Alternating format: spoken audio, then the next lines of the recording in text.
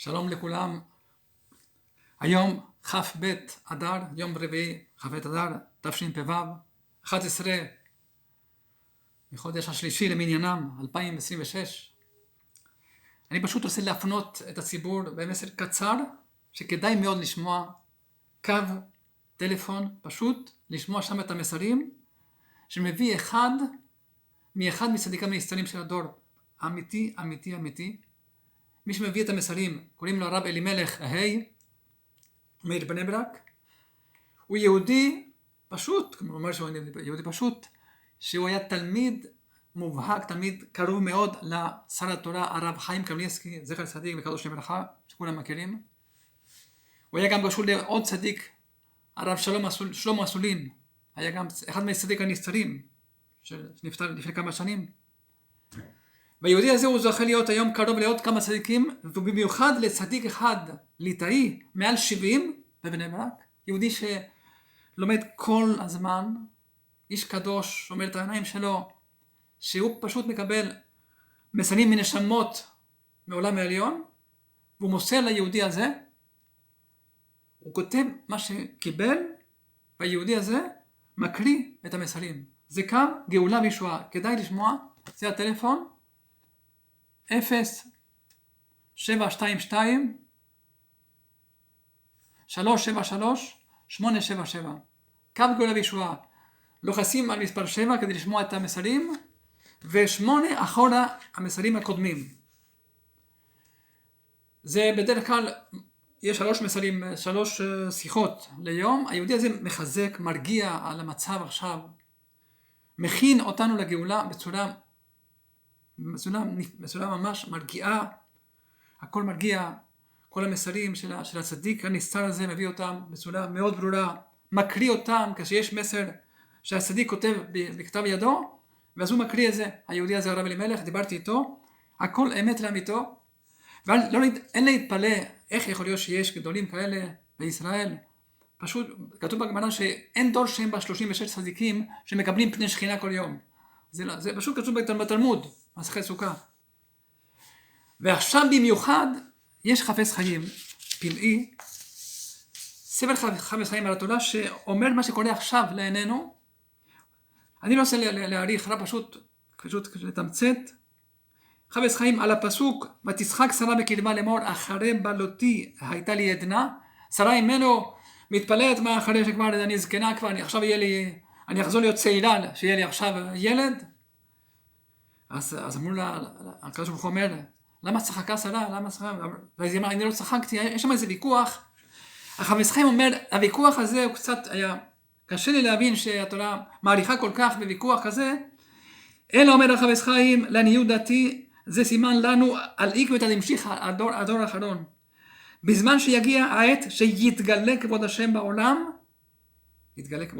על ידי ביאת משיח צדקנו, זה מאוד חפץ חיים. בוודאי ימצאו אנשים מגדולי ישראל, אומר חפץ חיים, יהיו אנשים מגדולי ישראל, שיהיו במקום הנביאים מלפנים. אז היו נביאים שהיו מזהירים את העם, תתקנו את זה, תעשו את זה, עוד מעט יבוא דבר כזה, יקרה כזה, ירמיהו, ישעיהו, יחזקאל, כל הנביאים.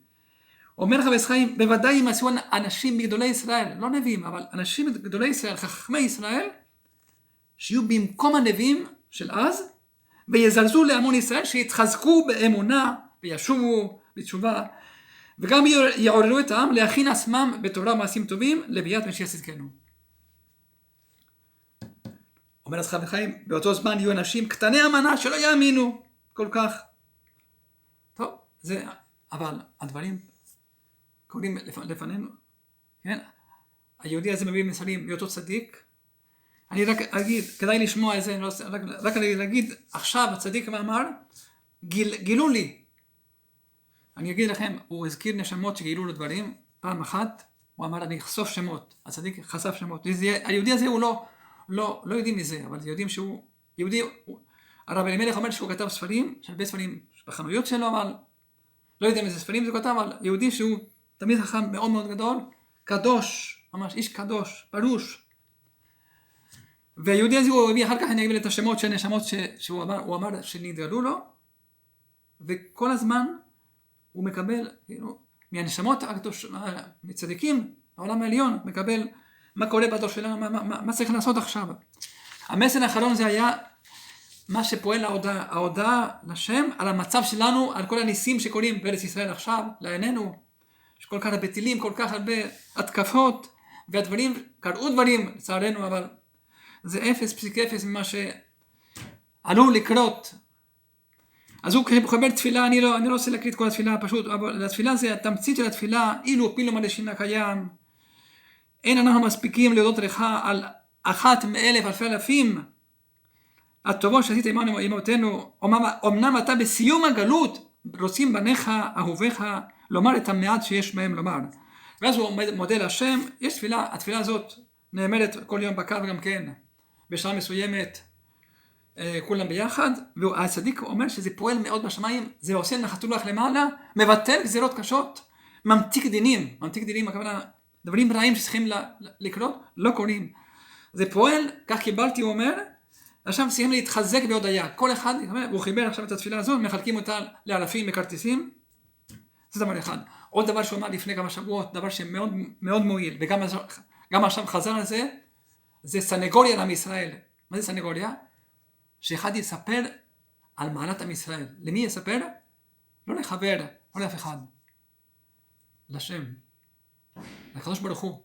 יהודי ייקח זמן, הוא הולך ברחוב, הוא נמצא ברכב, לא משנה איפה. ואז הוא אומר להשם, השם, תראה איזה עם יש לך, כמה מתאמצים במצוות, כמה יהודים טורחים לתת צדקות, וקמים כל יום לתפילה, לפני שהולכים לעבוד, קמים מוקדם, בלי לאכול, קודם כל הולכים לבית הכנסת, כמה נשים צדקניות, עם הילדים, ומשקיעות, וכמה הכנות לשבת על הרגליים, שעות על גבי שעות, כמה עם ישראל, טוב, עוזרים לאחד לשני, כמה גמחים יש, כמה חסד יש בעם ישראל, כמה יהודים, כמה אחיות ורופאים, ואנשים שמסייעים לזקנים, כמה עזרה יש, כמה ארגונים של עזרה חינם יש בעם ישראל. איזה עם רחמן, לספר כל אחד עם יצירתיות שלו, יספר לפני השם את המעלת של עם ישראל. יש בפלא יועץ סנגוריה, כל אחד יכול לקרוא שמה, מה זה פועל הסנגוריה, ויש שמה, מביא פלא יועץ דבר נפלא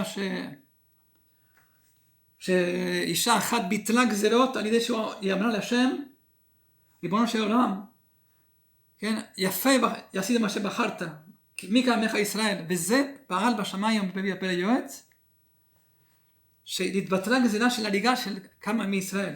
הוא אומר, וכן, כהנה רבות, אומר הפלא יועץ, יש הרבה מקורות, מי שמלמד זכות על עם ישראל, זה דבר נפלא מאוד, לדבר טוב על עם ישראל. על כל פנים, כדאי מאוד מאוד לשמוע את הקו הזה, כל מי שיכול לפרסם. אז הצדיק ביקש שכל אחד ישמע את הדברים, זה הכנה לגאולה. הצדיק אומר, זה מאוד מאוד מאוד קרוב, מאוד. כל מה שהוא אמר הצדיק עד עכשיו, אני עוקב את זה, לא נפל דבר אחד מדבריו. שנה שעברה, לפני התקפה של סיוון באיראן, כמה שעות קודם הוא אמר, זה קורה עכשיו, וככה זה היה. הפעם הוא אמר, בטוח שתהיה התקפה של אמריקה, יהיה ודאי התקפה. זה לא שאלה של אם יהיה או לא יהיה, זה יהיה ודאי, הוא אמר. ומכאן יתחיל הציר האחרון שמביא את הגאולה. כך הוא אמר, יתחיל הציר האחרון שמביא את הגאולה. אנחנו רואים שכבר נמשך 12 יום הציר הזה. זה צירי לידה, חבלי משיח. אנחנו הולכים לגאולה, אנחנו הולכים מאוד מאוד מאוד קרוב. תשמעו אותו, לדבריו, ושכל אחד יקבל את הדברים ברצינות. רבנו חפץ חיים, שמפורש לפני 80 שנה, יותר מ-80 שנה, חפץ חיים כבר אמר, שיגיע הזמן שיהיו מגדולי ישראל, יהיו צדיקים כאלה, שיזהירו את העם, קרוב לגאולה כמו נביאים, ככה אומר חפץ חיים, במקום הנביאים. הנה, יש לנו, מי יותר מחפץ חיים?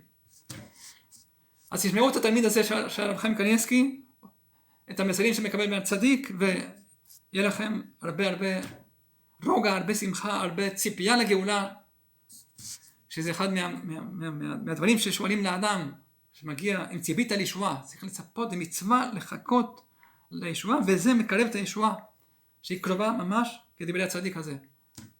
כל טוב, תודה רבה.